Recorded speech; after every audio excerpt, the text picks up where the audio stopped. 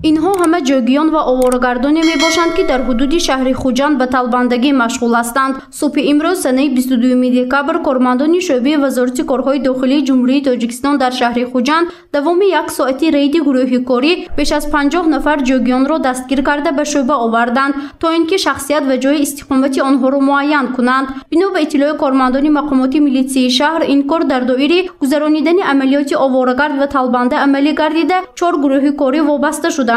مسئولین میگویند که این گروه آدمان را به شعبه وزارت کارهای داخلی آورده نسبتشان موادهای ضروری ترتیب میدهند و بعد صحبت و معین نمودن شخصیت به منطقه زیستشان میفرستند.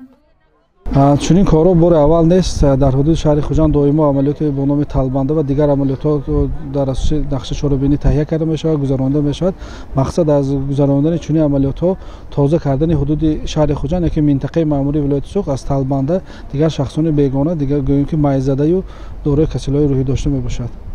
عملیات آوارگرد و طلبنده در حدود شهر خوجند از سنه 14 دکامبر آغاز شده 10 روز یعنی تا سنه 24 دکامبر سال جاری ادامه میکند. هدف به ترتیب آوردن شهر خوجند که مرکز مأموری ولایتی سوخت به حساب می رود از طلبنده ها و شخصان آوارگرد محسوب می شود. دوام سال جاری چنین کارهای فهماندهی یا خود پروفیلاکتیکی با جوگیان و طلبنده ها در حدود شهر خوجند بیش از 10 مرتبه گذرانیده شده است. به آنها فهمانیده شد که به جای طلبندگی و بیهوده‌گردی به خود جای کاری پیدا کنند، زیرا این عمل آنها حسن شهر را کاسته و هم جامعه را خلالدار می کند. رایتون کالخوز با کارکنتون یا کارخانه کارکنتون توکیت رو کلاک میگیرن و رایتون دیگه جو میکنن میگیرن چی کار میگیرن همه جو کار با قبول میکنن.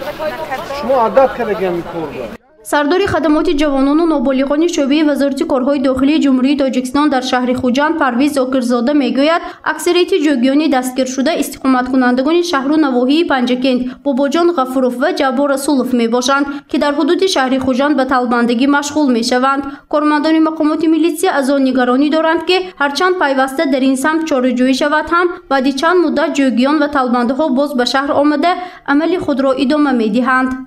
بنابر سبب شهر خوجند مرکزی مأموری ولایت بودنش از دیگر شهرنامه بهت بسیار میبرد. از آن جمله از ناحیه از شهر پنجکند از ناحیه باباجان غفوروف یک که محله طلبنده یک جایگاه هستن چیاشون هست همونا بسیارتر میاد در حدود شهر خوجند. تاثیر رسانش هست گویم که در دوره‌هایی که عملیات گذرانده میشد اینا نسبتا کم شده کم میشن، زیرا که مثلا نسبتشون چهارم میاندیشیم و از روی تابعیت به منطقه زیست رسول میکنیم از طرفی همون گویم که شهر و ناحیه با چوراندیش کرده میشد در که حدود شهر خوجند به واردششون کم میشود.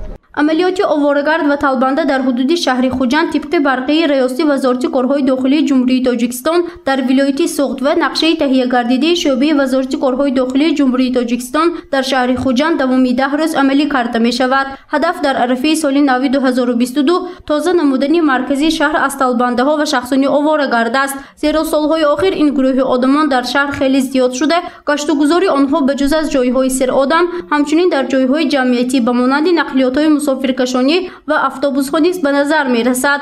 کسب من همین گفته به طلبندگی مشغول شدن شاید بهانه باشد، زیرا اگر شخص دلی کار کردن داشته باشد حتما به خود جای کاری موافق و معاش خوب پیدا کرده در جامعه نیز موقع خود را می یابد. گزارش فرزانه شمسی و نسیم رحیمов برای برنامه اطلاعاتی خبر.